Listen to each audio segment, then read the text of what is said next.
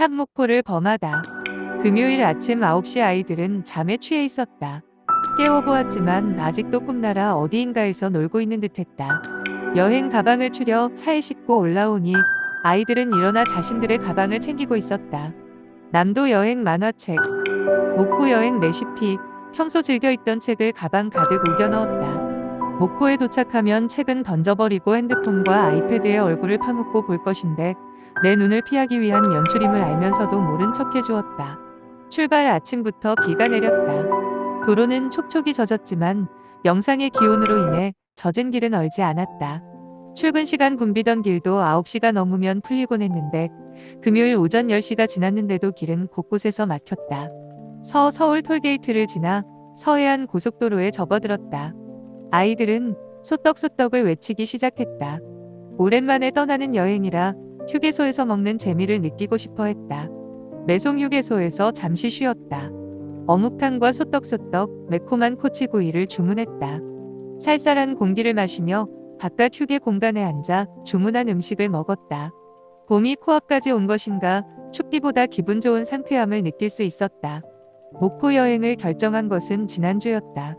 2011년 버스기사가 졸음운전을 피하기 위해 승객으로부터 받은 요금 중 800원을 자판기 커피를 사는데 사용했다. 이를 잔돈 횡령으로 규정해 해고한 것이 정당하다고 법원은 판결했다. 윤미향 의원은 정의기억연대 후원금 횡령 사건으로 8개의 죄로 기소되었고 그중 7개는 무죄, 1개는 유죄 판결을 받았다. 횡령 혐의가 된 1억 원 중 8,300만 원은 증빙됐지만 1,700만 원은 10년도 지난 일이라 영수증 증빙이 힘들었던 것이다. 보통 회계 증빙 서류 보관 기간이 5년이다. 조국 교수는 딸 조민 대학 장학금 600만 원을 받았다고 유죄 판결을 받았다. 이에 반해 대장동 개발 특혜 사건인 화천대유 직원 박의원 아들은 7년 근무 퇴직금으로 50억을 받았다. 법원은 대가성을 발견할 수 없었다는 이유로 무죄 판결을 내렸다. 이것을 어떻게 이해할 수 있겠는가? 검사들의 구형과 판사들의 판결은 대한민국이 어떤 색깔의 나라인지, 법 기술자들이 어떤 식으로 법을 적용하는지 설명해주는 것 같았다. 이래도 되는 것인가? 정유년 가을 명량에서 이순신은 대승을 거두었다. 후퇴하는 적들은 길에서 쓰러진 조선 계집과 포로들을 마차 바퀴로 뭉개버리고 적들은 또 다른 고을에 조선 백성들을 끌어갔다. 적들이 지난 마을에서 살아남은 아이들은 적의 말동에서 섞여 나온 곡식 나다를 꼬챙이로 찍어 먹었다. 아이들이 말동에 몰려들었는데 힘없는 아이들은 뒤로 밀쳐져서 울었다. 사직은 종묘재단 위에 있었고 조정은 어디에도 없었다. 칼의 노래 139쪽. 한 회사 대표인 나는 매일 용접, 조립, 오작난 제품 수리에 정신없이 일하고 있다. 매입처에 부품 대금을 입금하고 직원들에게 월급을 맞춰주고 나면 남는 것이 없다. 갈수록 경기는 나빠지고 대출 금리는 올라가고 환율 급등, 가스와 전기비는 30% 인상, 원자재는 하늘 높은 줄 모르고 올랐다. 대통령의 말은 천금 같아서 중국 수입도 수출도 어렵게 만들어버렸다. 민주주의는 모든 사람에게 평등하다고 하지만 자본주의를 살아가는 나에겐 여유가 없다. 대한민국의 21세기는 자본주의에 기생하는 민주주의인 것 같다. 마치 일본의 국권을 침탈당한 채 살아야 했던 1900년대를 사는 것만 같다. 열심히 일해도 평등하지 않은 세상. 기울어진 운동장처럼 삶은 위태롭다. 기회는 뒷배를 가진 사람에게만 있고 정직한 삶. 바른 삶은 도덕 교과서에나 있을 뿐. 언론의 본분은 무엇인지. 권력과 재벌의 종이 되어 옳은 소리는 찾아볼 수 없다. 몇 안 되는 진실방송은 표적이 되었고 고소고발에 압수수색을 당하고 있다. 샵 목포 창성장. 2022년 11월 손혜원 의원은 전남 목포에 부동산 차명으로 매입하고 시세 차익을 챙겼다는 혐의로 1심 징역 1년 6월, 2심에서 1,000만 원 선고를 받았다. 2대1. 목포 창성장을 예약하고 가는 길은 멀었다. 안양에서 목포까지 350km 거리였다. 가는 중간중간 쉬면서 4시간 거리를 7시간 달려 도착했다. 아이들은 창성장 이곳저곳을 보며 신기해했다. 창성장 입구는 묘한 모습을 하고 있었다. 보통 입구라고 하면 길에 대문이 있겠지만 이곳은 한 사람이 들어갈 정도로 좁은 건물과 건물 사이 깊이 들어가 문이 있었다. 밖에서는 집이 보이지 않았고 안에서도 밖이 보이지 않았다. 건물 사이에 숨겨진 집. 신기한 모습을 하고 있었다. 구중궁궐 같은 곳이었다. 1900년 일제강점기의 요정이었다고 했는데 일부러 알고 찾아오지 않으면 아무도 알 수 없는 곳. 내부 구조도 묘했다.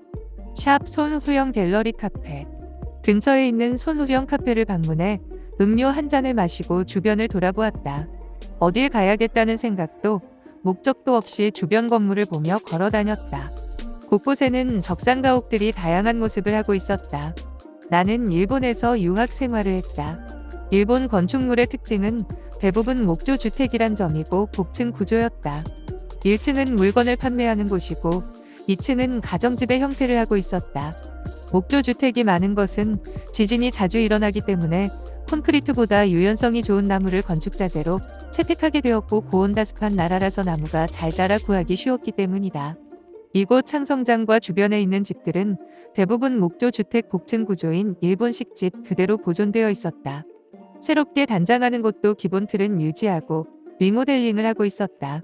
마치 일본에 와 있는 듯 착각에 빠지게 했다. 샵 목포해상 케이블카 샵 고화도 전망대. 다음날 목포해상 케이블카를 타러 갔다. 국내 최장 구간 3.23km의 해상 케이블카로 북항에서 고화도까지 이어졌다. 맑은 날은 목포항과 사막도를 비롯해 목포 원도심이 한눈에 펼쳐지고 보석처럼 빛나는 다도해와 목포대교, 고화도 등을 조망할 수 있겠지만 비가 올 때 흐린 날이었고 안개가 가득해 멀리 보지 못했다. 목포대교도 물을 먹은 듯 휘뿌연 모습으로 다가왔다. 북항에서 출발한 케이블카는 유달산을 넘어갔고 고화도에 도착해 우리를 내려주었다. 저 멀리 고화도 전망대가 보였다. 이순신 장군이 13척의 판옥선으로 명량대첩 승리 후 106일 동안 머무르면서 전열을 가다듬었던 고화도 산 정상에는 판옥선 모형을 격자로 쌓아 올린 총 6층 규모의 전망대가 우뚝 섰다. 전망대를 둘러보고 해안데크로 연결된 계단을 내려와 고화도 용머리까지 걸어갔다. 해안데크는 총 연장 1080m, 폭 1.8m의 운치 있는 모습이었고 아름다운 해안절경인 고화도 앞바다를 조망할 수 있었다. 마치 깎아지른 듯한 기암절벽 그 사이를 연결한 해안데크는 한 장에 담긴 수채화처럼 펼쳐져 있었다. 중간 지점에 이순신 장군 동상이 있었다. 아이들과 사진을 찍고 다시 걸어 용머리까지 걸었다. 그곳에는 고화도 임도로 올라갈 수 있는 계단이 있었고 반대편 끝까지 걸어가자 일제가 조선인을 동원해 파놓은 인공터널이 있었다. 샵 고화도 어뢰정 은닉을 위한 터널. 목포 앞 고화도에는 인간 어뢰정을 은닉하기 위해 파놓은 인공터널 20여 개가 있다. 이는 미군의 상륙을 대비하기 위해 일제가 조선인 징병 대상자를 동원하여 만든 것이다. 일제는 이 인간 어뢰정을 카이텐이라 불렀고 바다의 가미카제 특공대와 같은 성격의 것이었다. 오전은 고화도에서 보내고 북항으로 돌아왔다. 항구에 왔으면 회를 먹자고 했다. 목포는 역시 음식의 천국이라 할 만했다. 다양한 해산물이 상가득 차려졌다. 다시 차를 돌려 목포 원도심으로 향했다. 샵 목포 근대 역사관. 목포 근대 역사관 구 일본 영사관은 1897년 10월 26일 자국민의 보호와 외교 업무를 위해 처음에는 구목포 만해진 자리에 설치되었다. 이후 1900년 12월 유달산 중턱에 지어졌다. 1906년 영사관이 폐지된 이후 목포 이사청으로 사용되었고 1910년 이후에는 목포 부천으로 사용되었다. 광복 이후 1947년부터는 목포시청, 1974년부터는 시립도서관, 1990년 1월 이후 목포문화원으로 사용했고 지금은 목포 근대 역사관으로 사용하고 있다. 전형적인 일본 건축물의 형태를 하고 있었고 뒤에는 방공호가 있었다.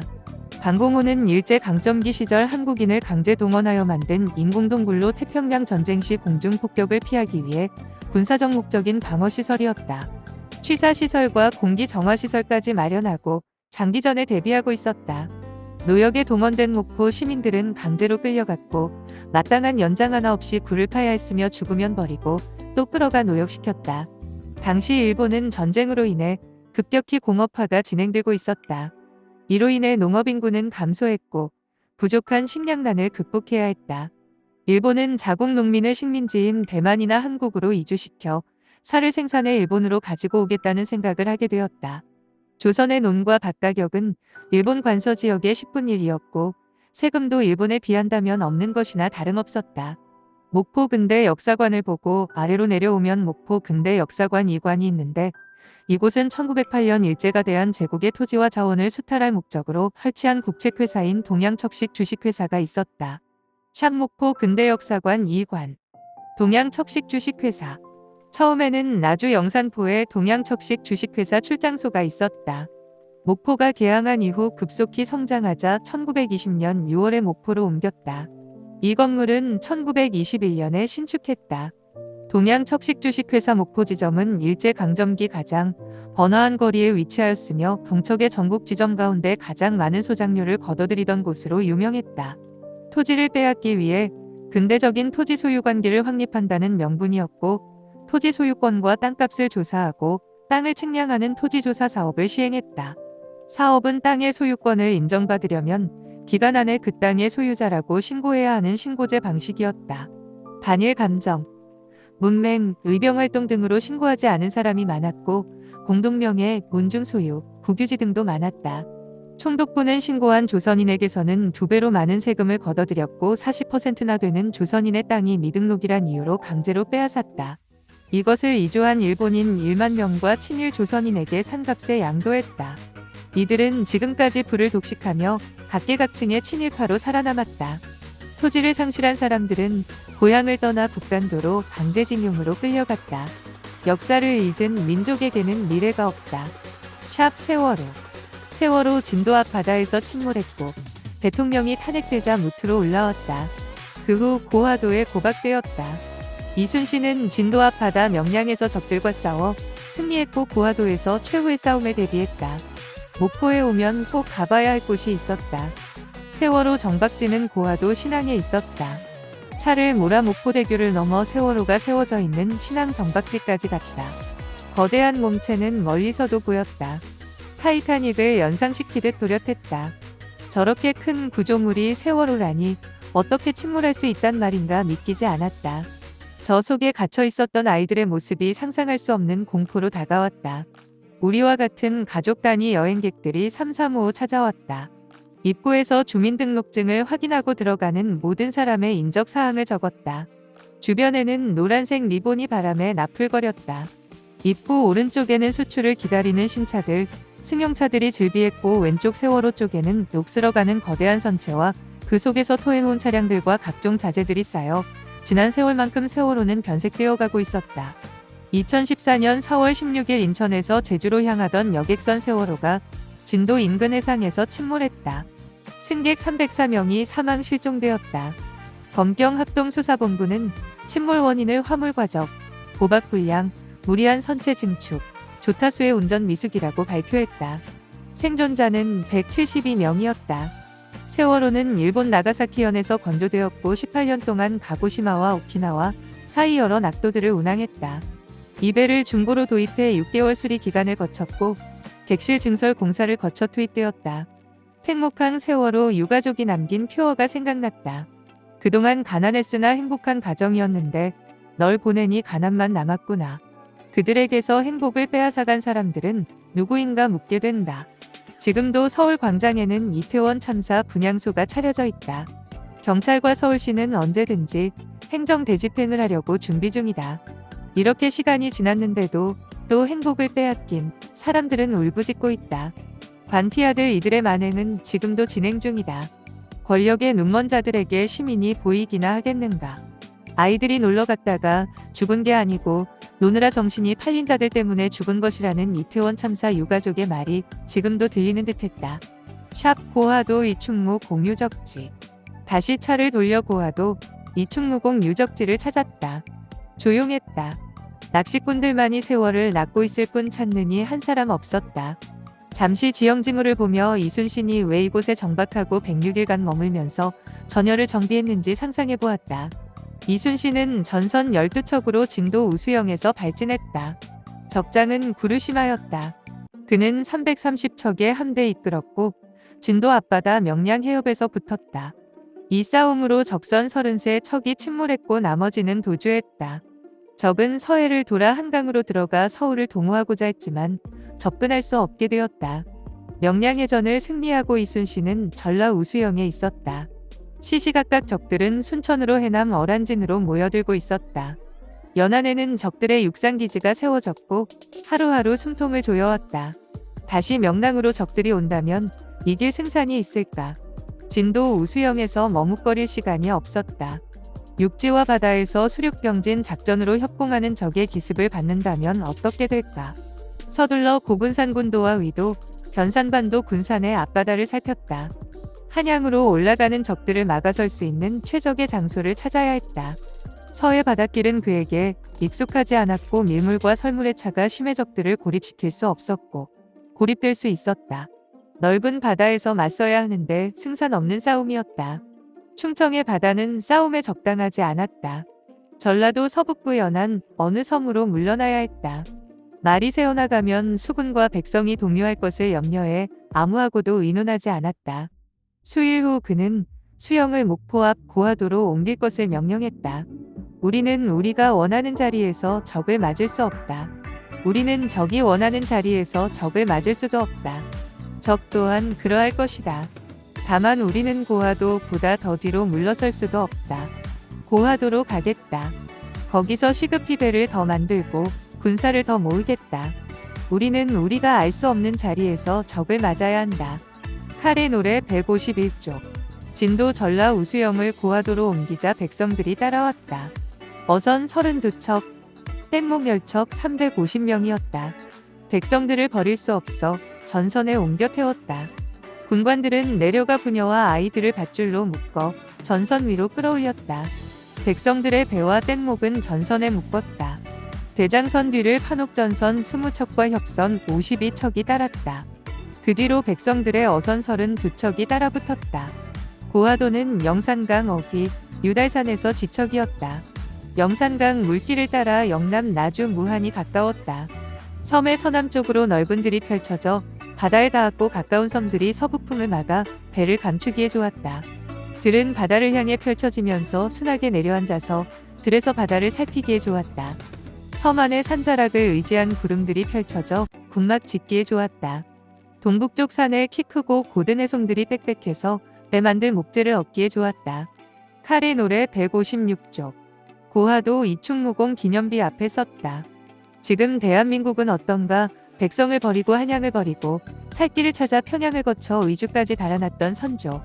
전쟁 중에 수도 서울을 버리고 몰래 대전까지 달아나 피난 행렬이 가득한 한강대교를 폭파했던 이승만. 말마다 재난 수준인 최고 권력자의 처와 장로의 비리는 사여만 갖고 능동태를 수동태로 당했다라며 법을 피했다. 자신들의 잘못은 철저히 외면하고 눈 감아버렸다. 정적에게 가혹하고 권력에 세뇌된 자들은 집권 세력인 양 거들먹거렸다. 법피아, 관피아들이 존재하는 곳에는 대구 지하철 방화 참사 120여 명, 세월호 참사 304명, 이태원 참사 159명 참사라는 꼬리표가 달렸다. 반성과 교훈은 입말에는 있는데 진심이 담기지 않아 그림자일 뿐 실천 없는 공허함만 존재했다. 위험으로부터 시민을 지켜야 할 정부는 방관하고 숨기고 회피하기 바쁘다. 선조와 그런 자들이 살았던 시대나 지금이나 답답하기만 하다. 기념비에 총 탄흔이 남아 있었다. 이미 죽은 자를 향한 총탄. 일본이 쏜 총알 자국이다. 21세기 대한민국 서울 한복판에서 일왕 생일 파티에 군국주의의 상징인 기미가요가 불리고 있다. 지금 시민의 총구는 누구를 향해야 하는 것인가? 선조인가? 도요토미 히데요시인가? 고하도에서 이순신은 이리소탄 혈염사나 한 번 휘둘러 쓸어버리니 피가 강산을 물들이도다 라고 칼에 권명을 새겨 넣었다. 샵 목포 유달산. 목포는 다양한 먹을거리 볼거리가 풍부했다.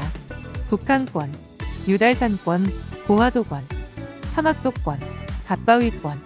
주요 4개 권역으로 구분하는 데 주로 유달산권을 돌아보는 것에 만족할 수밖에 없었다. 짧은 시간이라 아쉽기만 했다. 다음 일정은 5월 4일에서 7일 일정으로 다시 찾아올 생각이다. 나는 현실에서 벗어나 잠시 새로운 환경에 몸을 던지고 싶었다. 늘 익숙한 환경보다는 낯선 환경, 목포는 처음 가보는 곳이었고 새로운 환경이었다. 다도의 푸른 바다, 유달산, 남도 음식. 지금이라도 다시 떠나고 싶은 곳이었다.